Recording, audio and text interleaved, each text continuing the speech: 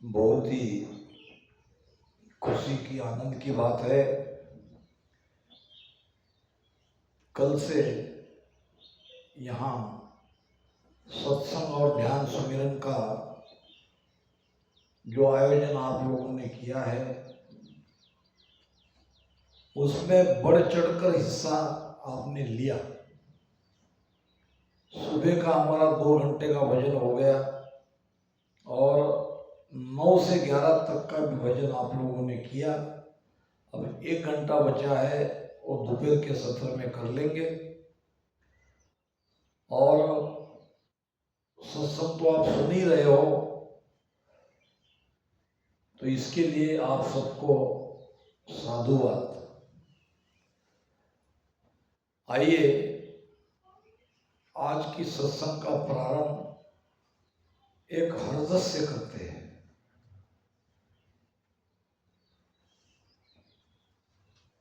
कि ध्यान में जब गुरु महाराज श्वासोच्छ्वास में राम राम करने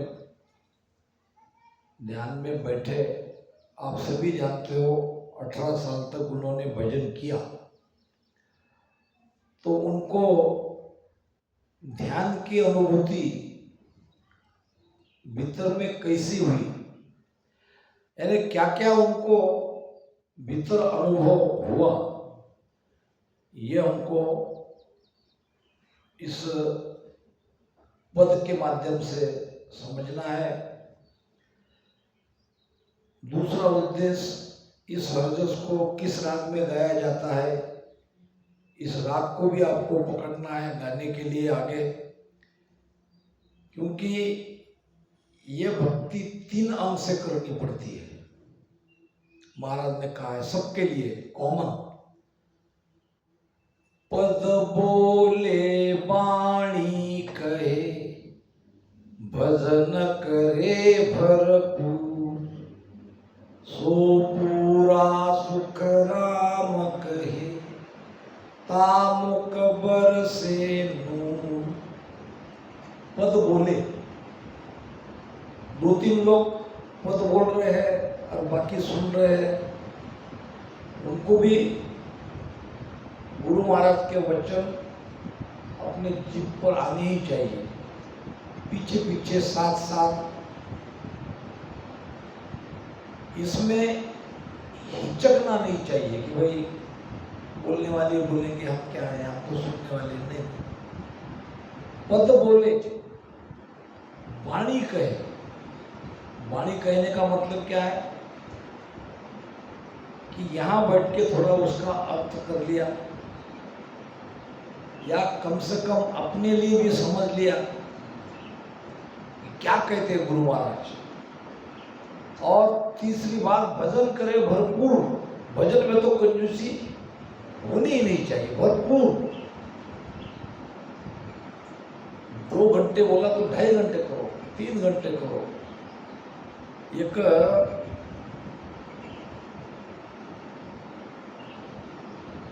महात्मा जी थे,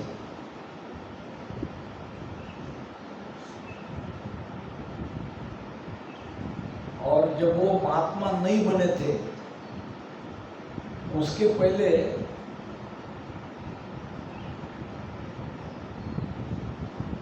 किसी के साथ में कोई झगड़ा हुआ था,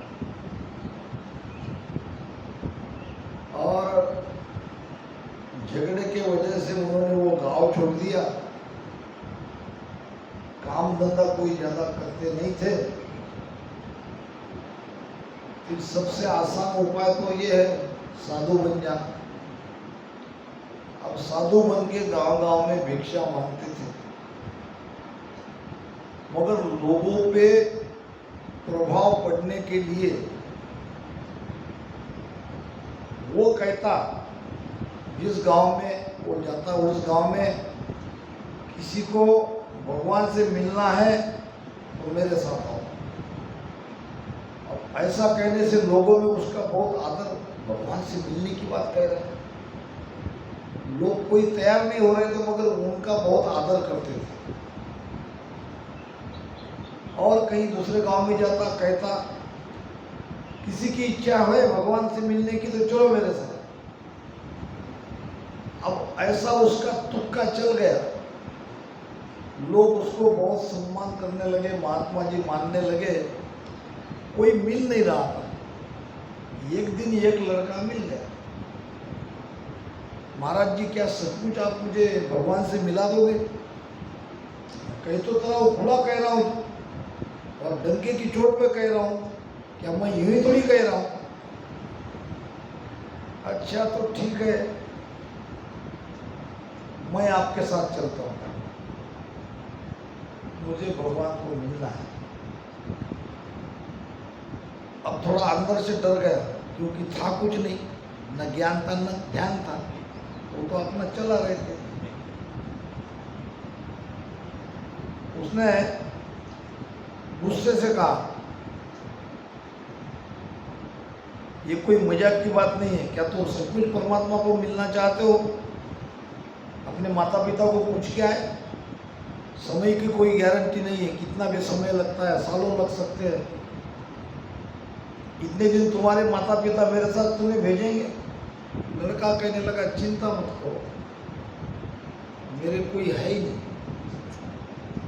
और अंदर से डर गया, फिर भी सोचो दूसरी बार आऊंगा तब मुझे कहना, अब जाओ। सालों से जो बात वो लोगों को कह रहा था, कहीं न कहीं आज उसको कोई पूछने वाला मिल गया था। अंदर से थोड़ा वो डर गया था। अब वो गांव में दोबारा आए, लड़का तैयार, महाराज जी मेरी पूरी तैयारी है, मुझे भगवान से मिला दो। अब कोई इलाज नहीं, अब उसको ले जाना पड़ा। इधर घुमाए उधर घुमाए, यहाँ जाए वहाँ जाए, बीच बीच में कहता हो क्या करना है भगवान को मिलने के लिए। फिर वो उसे डांट देता था, तुमको मालूम है कि मुझे मालूम है, मैं जो कह रहा हूँ उसी के लिए कह रहा हूँ, जैसा मैं कहता हूँ ऐसा घूमते रहो मेरे साथ। घूमने लगा, पीछा लड़का छोड़ने को तैयार नहीं। फिर लड़के ने जिद पकड़ ली, आज मुझे भेद बताओ। अब बताना पड़ा, बताना क्या था नहीं, बैठो वहां। कितनी देर बैठना, कितनी देर बैठना, क्या 3 घंटे बैठो। लड़का 4 घंटे बैठ गया, महाराज जी कुछ मिला नहीं। अब जैसे जैसे वो एक कहता तो वो अंदर से डर ही जाता, कुछ कमियां रही होगी, ये रही होगी, आज तुम बताओ मैं क्या करूं, सारी कमियां मैं निकालता हूं, तुम जैसा कहते हो वैसा करता हूं। तो आपके बार 5 घंटे बैठो। लड़का 10 घंटे नहीं उठ रहा, महाराज कुछ भी नहीं मिला, अब क्या करूं।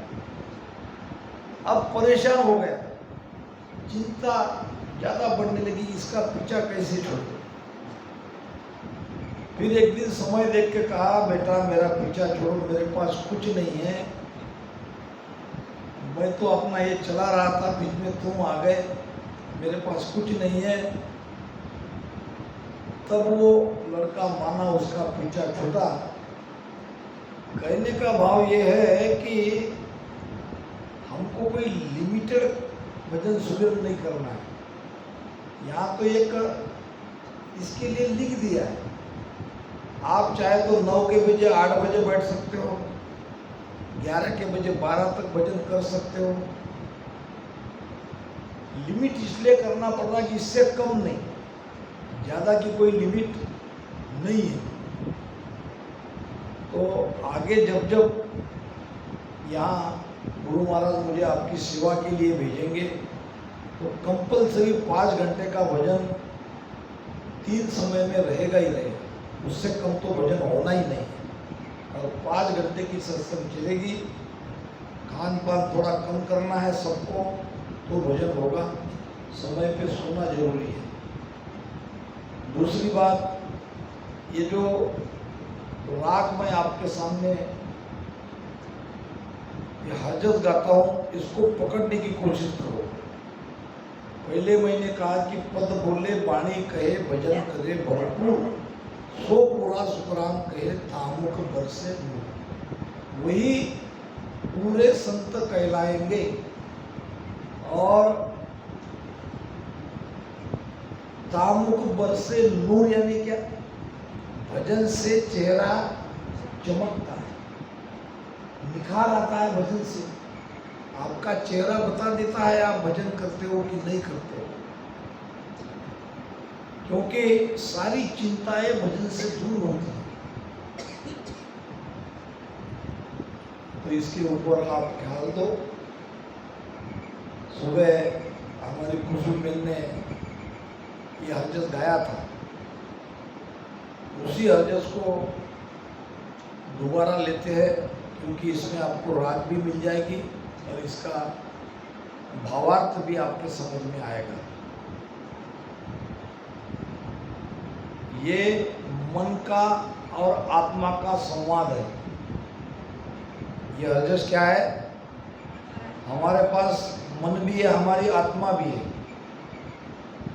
अब जब ये मन ताकतवर है, ताकतवर आज है, तो ये जीवात्मा कमजोर हो जाती है। जीवात्मा क्या हो जाती है? कमजोर। कमजोर का मतलब क्या? मन के अधीन रह जाती है। और जब तक हम मन के अधीन है, तब तक अमर देश की कल्पना करना बेकार है। क्योंकि अमर देश में तभी जाएंगे जब मन का संग हम छोड़ देंगे, विचारों से मुक्त हो जाएंगे।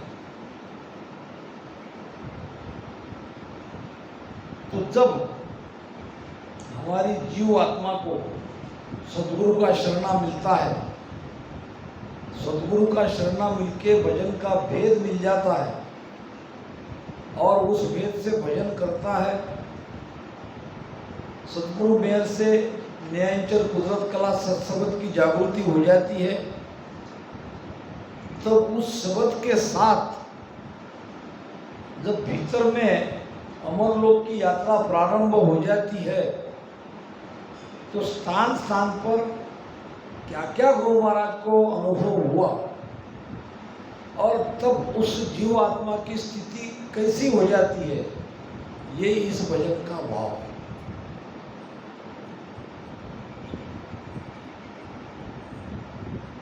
मन रे मैं तो कछु नहीं जानू, सतगुरु ज्ञान बतायो भारी, सतगुरु ज्ञान बतायो भारी, जब उलटी कर तानु वो मन रे मैं तो कछु न जानू।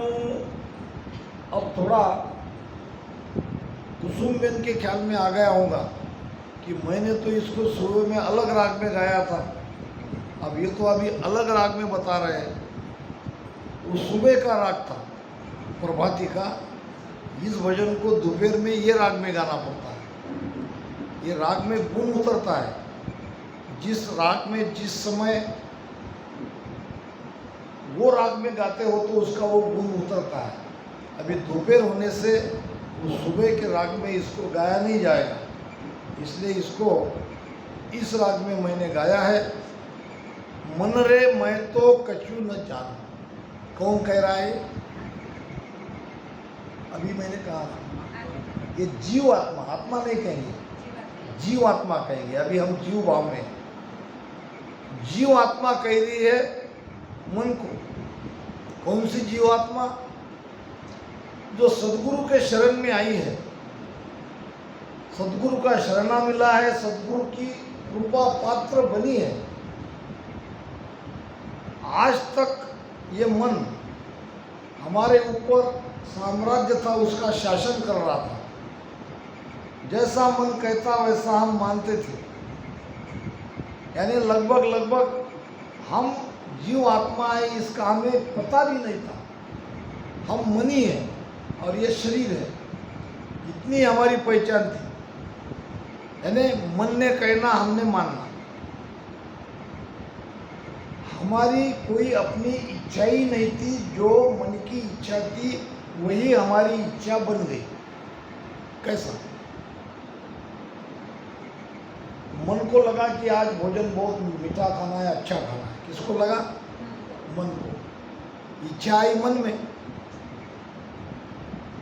तो भोजन खाने के लिए फिर शरीर के इंद्रिया का भी तो मदद चाहिए। और इंद्रिया ये जब चलायमान उस चेतन के कारण है, उस आत्मा के कारण है, उस जीवात्मा के कारण है, तो मन ने आदेश देते ही सारी यंत्रणा काम में लग गई। यानी भोजन के लिए जो चाहिए, जैसा भोजन चाहिए, कहीं बाहर से ले आए, कहीं घर पे बनाया, जो मन को चाहिए वो हमने थाली में सजा दिया, परोस लिया। अब ये जीवात्मा क्या कहती है? ये है भाई मन, तुमने जैसा कहा वो मेरी भी इच्छा थी। मतलब हर एक काम में जैसा मन हमको कहता गया हम वो करते आए, और मन के मानते रहने से हम दुख में हैं। कबीर साहब कहते हैं, तेरा बैरी कोई नहीं, तेरा बैरी मन। यानी हम हमारे बैरी की बात मानते आए हैं। हमने सोचा नहीं है कि हम दुखी क्यों है, किसके कारण दुखी है, कौन हमको दुख दे रहा है। महाराज ने बाणी में सांबर का प्रमाण दिया है। सांबर समझते हो? सांबर नहीं, हाँ, वो 12 सिंगिया। हाँ हाँ, वो मारवाड़ी में उसको सांबर कहते हैं, आप लोग उसको वो 12 सिंग वाला बड़ा बड़ा, वो कैसे मरता है? हाँ, कोई मारता है क्या उसको? वो अपने आप मर जाता है, अपने ही कारण मर जाता है। इसीलिए हम हमारे मन के कारण मर रहे हैं। हमको कोई मार नहीं रहा है, हमको कोई दुखी नहीं कर रहा है। मन ही चोर है, मन ही शाहूकार है, मन ही बैरी है, मन ही अच्छी बातें याद दिलाता है। सब कुछ मन का साम्राज्य है जगत में, और ये जीवात्मा मन के साथ फंसी हुई है, उसके साथ लगी हुई है, ये स्वतंत्र नहीं है। मगर जब सदगुरु का शरणा मिलता है, भजन का भेद मिलता है, शब्द जागरूक होता है, जब भीतर की यात्रा प्रारंभ होती है, तो हर एक जीवात्मा मन को चैलेंज करती है। ये क्या कर रही है? चैलेंज। कैसे चैलेंज? कि उनके सामने ऐसे सीना तान के खड़ी हो जाते हैं।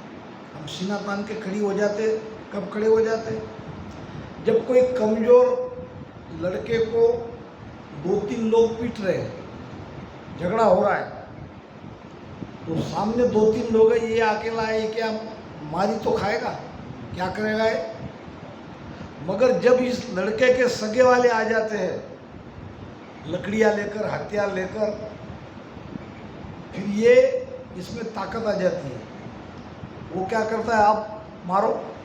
कैसे मारते? अभी तक तुझे तुम पीट रहे थे, अब आ जाओ सामने। क्यों? पावर आ गया, एक ऑटोमेटिक पावर उनको अपने सगे वाले का मिल गया।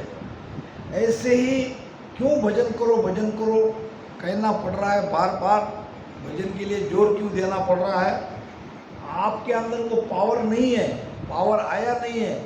आपको मन रूपी आपके दुश्मन के साथ सीना तान के खड़ा रहना है, उसको परास्त करना है, जीते जी उसको हराना है। तो आपकी सबकी जीवात्मा एक दिन ये कहना चाहिए कि हे मन, तू कौन है, तेरी ताकत क्या है, मैं नहीं जानती। क्या है? आ जाओ मेरे सामने। मैं तो कछुआ न जानू। आज तक तूने सब कुछ कर लिया, मगर आप मैं तुम्हें कुछ समझती ही नहीं हूँ। आत्मा स्त्रीलिंगी है, जीवात्मा का भाव कैसा है? स्त्रीलिंगी है। क्यों? सतगुरु ज्ञान बतायो भारी। सतगुरु सुखराम जी महाराज का ज्ञान मुझे किसी शरीरधारी सदगुरु के माध्यम से ये मिला, वो भेद मिला। भेद मिलने के बाद वो सत्ता मेरे अंदर जग गई और सत्ता के पावर से, सदगुरु के पावर से मैं तुम्हारे साथ दो दो हाथ करने के लिए तैयार हूँ, तुम्हारे सामने सीना तान के खड़ा हूँ। तुम क्या हो, तुम्हारी ताकत कितनी है, और मैं तुम्हें कुछ नहीं समझता। सत्ता जगने का पहला प्रमाण ये है कि तुम्हारे अंदर एक कुदरती ताकत आ जाती है, कमजोरी तुम्हारी चली जाती है, आप निर्भय हो जाते हो, आप किसी से नहीं डरते हो, मौत से भी नहीं डरते हो, मौत भी आपका कुछ नहीं कर सकती, इतना पावर आपके अंदर आ जाती है। तो मन से क्या डरेंगे? जब मौत से नहीं डर रहा है कोई, तो मन से क्या डरेगा? तो पहला फायदा, पहला लाभ ये। तो तुम ये कैसे समझोगे? अब इसको और डिटेल में समझेंगे। तुम अपने आप को जांचो, अपने आप को, अपनी परीक्षा स्वयं करो कि तुम अभी मन के अंडर में हो कि मन को तुम आदेश दे रहे हो। अगर आप मन को आदेश दे रहे हो तो आपके अंदर वो पावर आया है, पूरा का पूरा नहीं आया होगा तो उसका कुछ परसेंट जरूर आया है। 2-2, 3-3, 4-4 घंटे तक आप अगर एक आसन पे बैठ के भजन कर रहे हो तो मन चुपचाप थोड़ी बैठा होगा, उसने भी कुछ करामत की होगी ना आपके साथ में, मगर उसको आपने रोक लिया। 4 घंटे काल को रोकने की ताकत आपके अंदर आ गई। ये 4 की 6 आ सकती है, 6 का 8 हो सकता है। फिर अखंड आप मन को रोक सकते हो। मन को रोकना है नहीं क्या?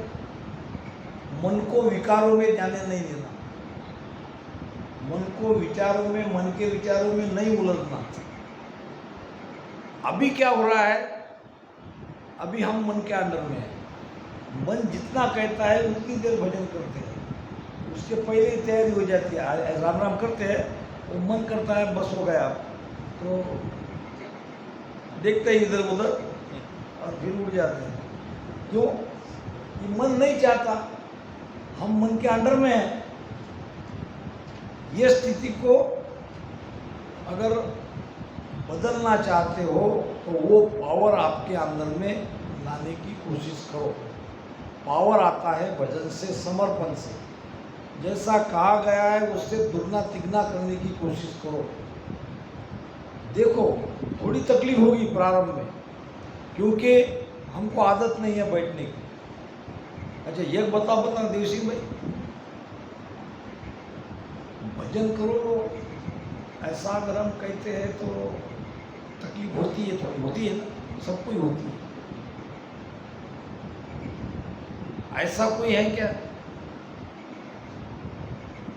कि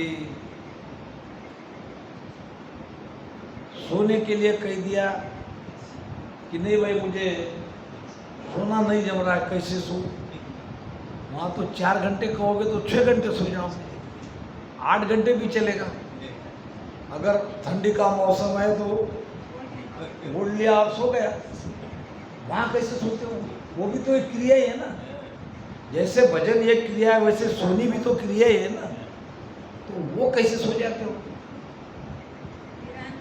हाँ नहीं, सो जाते हैं। वो कैसे सो जाता है? घूरने लग जाते, ढार ढूर एकदम।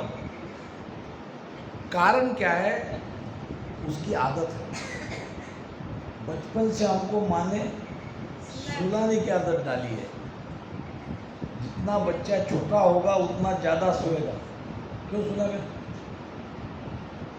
जैसे जैसे हमारी उम्र बढ़ती जाएगी वैसे वैसे नींद कम होती जाएगी। 75-80 साल वाला मुश्किल से 2-3 घंटे सोएगा। वैसे हम सभी भजनी को 2 घंटे की नींद ही पूरी है, और 2 घंटे की नींद पूरी 8 घंटे की नींद का जैसा आनंद आता है, वो धीरे धीरे उसकी प्रैक्टिस चाहिए, आदत चाहिए। अभी मान लो 4 घंटे अभी बहुत हो गई नींद, भजन करने वाले के लिए। एक बार आपको भजन की आदत पड़ गई तो फिर सोना उतना महत्वपूर्ण नहीं रहेगा। तो आदत न रहने के कारण ये शरीर भजन के लिए तैयार नहीं है। शरीर तैयार नहीं है, मन तैयार नहीं है, फिर भजन बनेगा कैसे? तो इसके ऊपर हमको अंकुश लगाना पड़ेगा, शरीर के ऊपर भी मन के ऊपर भी। प्रारंभ में तो ये सब करना ही पड़ेगा, ऐसा चलता ही रहता है। और जब रोज रोज का ये हो जाएगा तो आदत पड़ जाएगी। और एक बार आदत पड़ गई, उसमें ये सत्ता जग गई, सबक जग गया, तो आप भी अपने मन को चैलेंज कर सकते हो। तो ये चैलेंज कभी न कभी हमको हमारे मन के साथ करना ही है। मुख सु बोल कहे कछु नाही, संत सराया जावे। मुख सु बोल कहे कछु नाही, संत सराया जावे। गीता वेद भागवत सायद साध सीधा सब गावे। गीता वेद भागवत सायद साध सीधा सब गावे। राम साध सीधा सब गावे। मैं तो कछु न जानू मन रे, मैं तो कछु न जानू। सतगुरु ज्ञान बतायो भारी, जब उलटी करतानु। राम जब उलटी करतानु, मैं तो कछु नहीं जानू मन रे, मैं तो कछु नहीं जानू। जब ये सत्ता शिष्य के भीतर में जागृत हो जाती है, निरंजन प्रकट जाता है, तो वो आनंद का वर्णन मुख से नहीं किया जा सकता। मुख सु बोल कहे कछु काही, यानी मुख से बोलने की बात ही नहीं है, फिर क्या कहेगा? वो बार बार संतों की जिंदत करेगा। जब उसके अंदर वो आनंद का संचार हो जाएगा, बार बार सदगुरु सुखराम जी महाराज ने धिन्न हो, सेठ साहेब राधा किशन जी महाराज ने धिन्न हो। अकोले में हमारे एक संत थे और धाम पधार गए। हालांकि उससे बहुत पुराने रामसनी थे, बचपन से रामसनी थे। उनकी एक आदत थी कि कोई चीज नहीं अगर वाणी में ज्ञान में मिलती है या भजन में मिलती है तो वो ग्रहण कर लेते थे। कोई नया ज्ञान, नई चीज अगर कहीं से मिलती है और वो वाणी में प्रमाणित हो रही है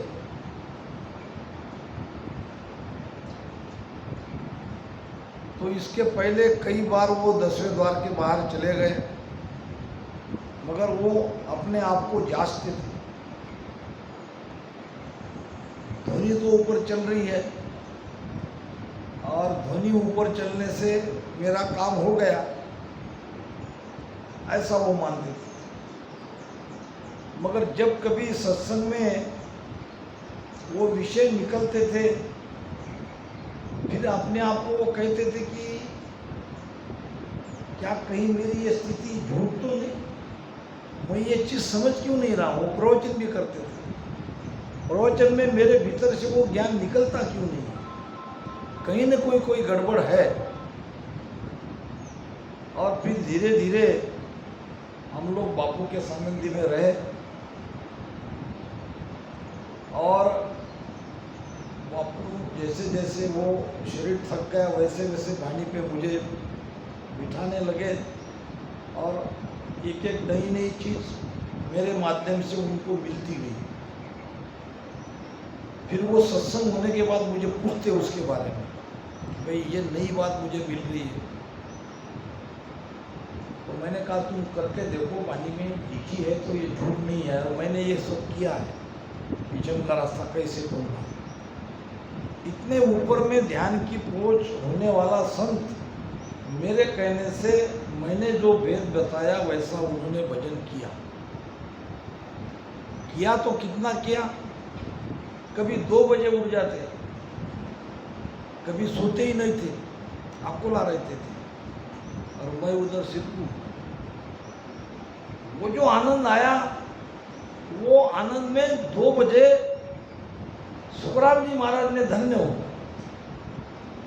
कोई सुने मत सुने, कोई जगह, बेटा बहू पत्नी सब घर में थे, ये उठ के अपने महाराज को धन्य होकर, सेठ साहब राधा किशन जी महाराज ने धन्य हो, बापू जी महाराज ने धन्य हो, और कभी कभी मेरे नाम से वो धन्य हो करते।